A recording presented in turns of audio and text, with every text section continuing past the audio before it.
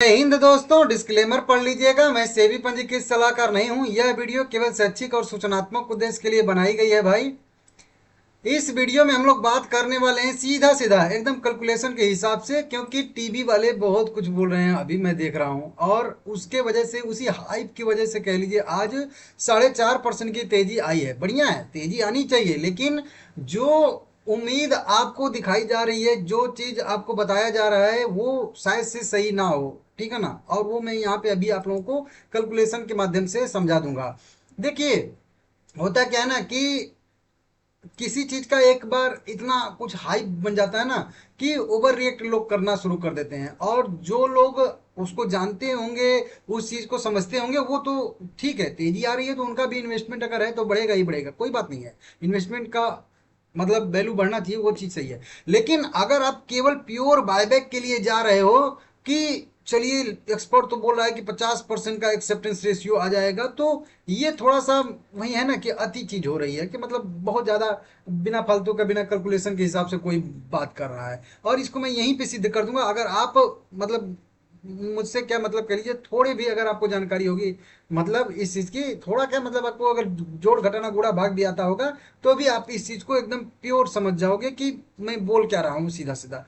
ठीक है ना?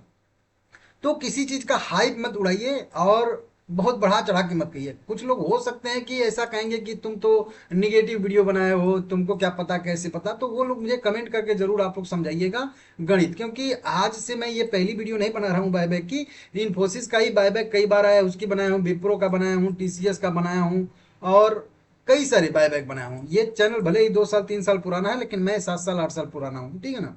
अब देखिए, सीधा सीधा जो अभी खबरें निकल के सामने आ रही हैं कि प्रमोटर द्वारा 18,000 करोड़ रुपए के शेयर बायबैक से बाहर होने के बाद इन्फोसिस के शेयर में 4% की तेजी। और इसी तरीके की न्यूज अगर आप लोग टीवी पे देखोगे तो भी वहां पे बताई जा रही है कि प्रमोटर अब भाग नहीं लेंगे बायबैक में, तो अब एक्सेप्टेंस रेशियो मतलब 50% तक आ सकता है। ऐसी बढ़ने की संभावना है। हाँ, वो तो एकदम क्लियर है। जितना कम से कम लोग बायबैक में अप्लाई करेंगे, उतना एक्सेप्टेंस रेशियो ज्यादा बढ़ता है। ये एकदम एकदम क्लियर चीज है।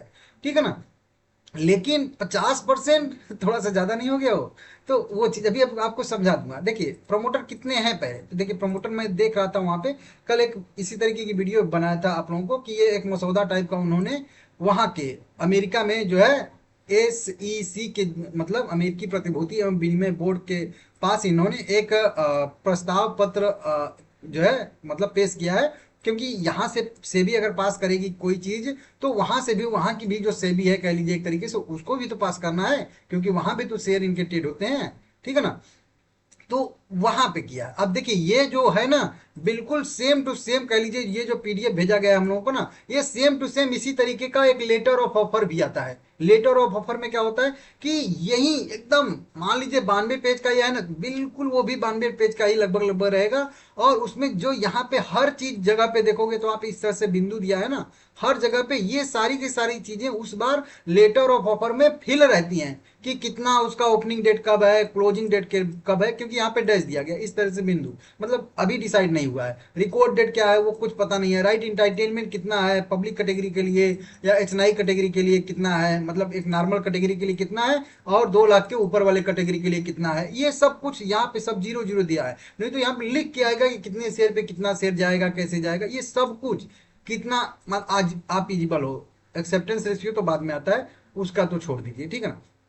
उससे भी यहाँ पे पता चल जाता है। तो ये चीजें आई थी, और इसी में वो भी कहीं ना कहीं लिखा होगा कि प्रमोटर जो है इसमें भाग नहीं लेंगे। तो क्या ये पहली बार हो रहा है कि प्रमोटर किसी बायबैक में मतलब भाग नहीं ले रहे हैं? जी नहीं, बहुत सारे प्रमोटर होते हैं जो बायबैक में भाग नहीं लेते हैं। समझ रहे हो? वो बायबैक में भाग नहीं लेते हैं। अब बोलो कि हम तो लेंगे तो हमको तो फायदा होगा, हम 1500 पे खरीद के 1800 पे देंगे, तो हमको तो 300 का बेनिफिट होता है हर एक शेयर पे। तो प्रमोटर ये बेनिफिट क्यों नहीं ले पाएंगे, लेंगे? तो इसका भी एक लॉजिक होता है, क्योंकि जब नंबर ऑफ इक्विटी शेयर बढ़ता है, तो जो पुराने इक्विटी शेयर होते हैं उनका वेटेज बढ़ता है, तो उनका होल्डिंग जो होता है वो बढ़ जाता है। जो अभी मैं आपको दिखाया था ना कि प्रमोटर के पास टोटल 13% के आसपास स्टेक है टोटल, अभी की बात करेंगे तो। और प्रमोटर डायरेक्टर भी हो सकता है कुछ होंगे, तो मान के चलिए 13% के आसपास प्रमोटर की होल्डिंग है, जो कि ओहो, यहाँ पे तो मैं ओपन नहीं किया था। हाँ, यहाँ पे अगर बात करेंगे प्रमोटर कैटेगरी के लिए, तो प्रमोटर के लिए यहाँ पे चलिए नहीं दिखा रहा है। पब्लिक का ही केवल दिखा रहा है क्योंकि पब्लिक वाला ही ओपन किया हूँ। तो 13% अगर उनका स्टेक है ना भाई, तो ये जब बायबैक हो जाएगा तो हो सकता है कि 13.5% या हो सकता है उनका स्टेक 14%, मतलब इक्विटी शेयर उतना ही रहेगा, 54,20,29,249 इक्विटी शेयर, उतना ही इक्विटी शेयर रहेगा। ये प्रमोटर का डाटा दिखा रहा हूं। लेकिन 13% के बजाय ये परसेंटेज वाइज अब उनका होल्डिंग 14% हो जाएगा। अब 14% कैसे होगा, क्योंकि 2.5% इक्विटी शेयर कंपनी तो बायबैक कर लेगी अपना, तो 2.5% इक्विटी शेयर तो कम हो जाएगा कंपनी का, तो जो बचे इक्विटी शेयर है उनका वैल्यू बढ़ जाएगा, उनका परसेंटेज वाइज वेटेज बढ़ जाएगा, ठीक है ना। तो ये उनको फायदा होता है, इसलिए बहुत सारे प्रमोटर भाग नहीं लेते हैं, ये हकीकत है और होता है। ये पहली बार नहीं हो रहा है कि नहीं बहुत अजूबा हो गया कि क्या ही हो गया, ऐसा नहीं है, ठीक है ना। तो ये समझ लीजिए।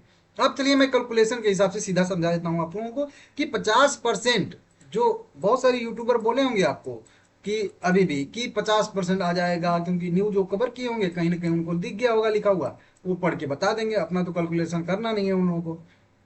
सबसे पहले जो एक्सेप्टेंस रेशियो आता है वो रिटेल कैटेगरी में ज़्यादा आता है, और रिटेल कैटेगरी का मतलब होता है कि पब्लिक वाली नहीं। जो आप लोग यहाँ पे देख लेते हो ना कि यहाँ पे आओगे पब्लिक कैटेगरी में देखोगे स्किनर ओपन करके कि यहाँ पे 13-13.5% के आसपास, 14% के आसपास स्टेक है सितंबर क्वार्टर में, तो ये सब आ गए पब्लिक कैटेगरी। ये पब्लिक कैटेगरी है केवल। पब्लिक जो राइट एंटाइटल में जो रिटेल इन्वेस्टर माने जाते हैं वो 2 लाख से कम वाले माने जाते हैं, समझ रहे हो। 2 लाख से कम का अगर आपके पास इन्वेस्टमेंट है और वो भी रिकॉर्ड डेट के दिन वाले प्राइस से तय किया जाएगा, जोड़ा जाएगा, ठीक है ना। रिकॉर्ड डेट के दिन जो प्राइस रहेगा उस प्राइस से या उससे एक दिन पहले वाले प्राइस से कैलकुलेट होता है। तो उस दिन जिसके पास भी, भले ही आप पब्लिक कैटेगरी में हो, लेकिन आप अगर 5 लाख का शेयर होल्ड कर रहे हो तो आप पब्लिक कैटेगरी में नहीं आओगे, ठीक है ना। आपका इन्वेस्टमेंट टोटल चाहे पब्लिक हो चाहे एचएनआई हो चाहे कोई भी हो, 2 लाख से कम उसका आना चाहिए, ठीक है ना। तो उसको जो है पब्लिक कैटेगरी में काउंट किया जाएगा, रिटेल कैटेगरी में काउंट किया जाएगा। जिनके पास, जिनके लिए 15% या कुछ टोटल बायबैक का 15% रिजर्व होता है, ठीक है ना। अब समझिए 26 लाख ऐसे लोग हैं जिनके पास मतलब 2 लाख से कम का इन्वेस्टमेंट है। यहाँ पे देखिए इंडिविजुअल जो भी हैं 2 लाख से कम उनके पास होल्डिंग है, ऐसे यहाँ पे 26 लाख हैं लोग हैं। 26 लाख लोग मतलब रिटेल इन्वेस्टर के लिए उनके पास कितना इक्विटी शेयर है पता है आपको, यहाँ पे लिखा है वो number 28 crore. 28 crore equity share है उन रिटेल इन्वेस्टर के पास जिनका होल्डिंग जो है मतलब 2 लाख से कम है। परसेंटेज वाइज कितना आ रहा है, परसेंटेज वाइज की बात करेंगे यहाँ पे हम लोग तो 7.5% के आसपास यहाँ पे आ रहा है, ठीक है ना। वोटिंग राइट यहाँ पे कुछ दिया है यहाँ पे, तो दोनों में से किसी एक को भी ले सकते हैं। तो यहाँ पे 7.5% के आसपास इनका स्टेक आ रहा है, जबकि यहाँ पे हम लोग पब्लिक कैटेगरी में देख रहे हैं तो मतलब 13.7% आ रहा है स्टेक। तो उतना तो है पब्लिक के पास, लेकिन बहुत सारे लोगों के पास जो है 2 लाख से ज़्यादा वाला भी इन्वेस्टमेंट है, तो उनको निकाल दिया जाएगा, उनको नॉर्मल कैटेगरी में रखा जाएगा। नॉर्मल कैटेगरी में बहुत कम एक्सेप्टेंस रेशियो आता है, ये आप मान के चलिए। जो भी आता है बढ़िया वाला एक्सेप्टेंस रेशियो वो इसी कैटेगरी में आता है जो अभी मैं आप लोगों को यहाँ पे दिखा रहा हूँ। बस यही इतना ही देखना है। अब आप एक नॉर्मल व्यक्ति हो, एक नॉर्मल, कुछ कैलकुलेशन नहीं करना है, एकदम दिमाग। कंपनी कितना इक्विटी शेयर बायबैक कर रही है, सीधा सीधा 10 करोड़, ठीक है ना। अभी न्यूज क्या है कि प्रमोटर भाग नहीं लेंगे, प्रमोटर भाग नहीं लेंगे। मैं को बोल रहा हूं कि कोई भाग नहीं लेगा, केवल रिटेल इन्वेस्टर भाग लेंगे, मतलब 2 लाख के नीचे वाले ही केवल भाग लेंगे। सबको मैं हटा दे रहा हूं, एकदम हट जाइए, कोई अप्लाई नहीं करेगा, केवल रिटेल इन्वेस्टर अप्लाई करेंगे। तो 28 करोड़ इक्विटी शेयर में से 10 करोड़ अगर इक्विटी शेयर रिटेल इन्वेस्टर का टोटल कंपनी बायबैक करती है, FII सब छोड़ दीजिए, सबको हटाइए। 28 करोड़ इक्विटी में से 10 करोड़ इक्विटी शेयर कंपनी अगर खरीदेगी, टोटल हमारा ही खरीद रही है, किसी और का नहीं, इसी 6.5% 7% में से, बताइए ये एक्सेप्टेंस रेशियो कितना आया। अगर इसको मैं राउंड फिगर में ले लूँ, इस 28-28.5 करोड़ को 30 करोड़ कर लूँ, तो आप सीधा सीधा समझ जाइए कि 30 करोड़ इक्विटी शेयर में से अगर, क्योंकि 10 ही करोड़ खरीदेगी, अब इसको तो मत कहिएगा कि नहीं 50 करोड़ खरीद लेगी, 10 करोड़ का ही साइज है, 10 करोड़ इक्विटी शेयर खरीदेगी। तो 30 करोड़ इक्विटी शेयर में से 10 करोड़ इक्विटी शेयर अगर कंपनी बायबैक करेगी तो ये कितना एक्सेप्टेंस रेशियो आया, हर 3 शेयर में से 1 शेयर, सीधा सीधा आया ना गणित। हर 3 शेयर में से 1 शेयर कंपनी अगर टोटल केवल पब्लिक का ही खरीदेगी, केवल रिटेल इन्वेस्टर का ही खरीदेगी और बाकी किसी का बायबैक में नहीं जाएगा, तो बता रहा हूं ये चीज कि 30 करोड़ इक्विटी शेयर में से 10 करोड़ इक्विटी शेयर बायबैक कर लेगी, ये कितना एक्सेप्टेंस रेशियो आएगा, हर 3 शेयर में से 1 शेयर, मतलब लगभग 30%, 33%। यही ना आया। मैक्सिमम केस में एकदम मैं एकदम ले रहा हूँ सबका, ये सबका हटा के आप समझ जाइएगा, बस इतना ही। तो मतलब इतना आ जाएगा। हाँ, अब ये भी हो सकता है कि इसमें से भी बहुत सारे लोग न दें, तो फिर ये 40% भी हो सकता है, ये 50% भी हो सकता है, ये 60% भी हो सकता है, और कोई अप्लाई ही नहीं करे, केवल 10 ही करोड़ इक्विटी शेयर वाले अप्लाई करें तो 100% भी हो सकता है। समझ रहे हो आप लोग? तो होने के लिए तो कुछ भी हो सकता है एक्सेप्टेंस रेशियो, लेकिन गणित के हिसाब से अगर आप लोग देखोगे कि 28 करोड़ इक्विटी शेयर है टोटल रिटेल इन्वेस्टर के पास, उसमें से 10 करोड़ इक्विटी शेयर अगर जाता भी है तो ये लगभग 35% के आसपास मेरे हिसाब से एक्सेप्टेंस रेशियो आएगा। लेकिन अगर उसमें FII अगर बायबैक में भाग ले लेते हैं और सभी लोग बायबैक में भाग लेते हैं, तो भाई 2 ही 4 10 20 50 जाएगा सबका ना, तो वो और घटेगा। तो इस तरीके से प्रमोटर केवल 13% है, तो वो 13% लोग अभी फिलहाल में अनाउंसमेंट किए हैं भाग नहीं लेंगे। हो सकता है FII न लें, वो अलग मैटर है, लेकिन अभी के हिसाब से अगर यहाँ पे देखोगे आप लोग, तो कोई नहीं कह सकता कि यहाँ पे इस कैलकुलेशन के हिसाब से जो एकदम ऑफिशियल डाटा है, मैं ये जो टाइप किया हूँ, ये सब नंबर लिखा है, ये मेरा नंबर नहीं है, ये कंपनी का ही नंबर है, ठीक है ना। तो ये है, तो वही चीज उस दिन भी समझाया था आप लोगों को, आज भी समझा रहा हूँ। देखिए मैं अगेंस्ट में नहीं हूँ कि नहीं बायबैक में नहीं जाना चाहिए, नहीं देना चाहिए, लेकिन हकीकत कम से कम पता रहना चाहिए ना, क्योंकि अगर आप ज्यादा चाह कर जाओगे कम मिलेगा, तो वही होता है कि नहीं मिला।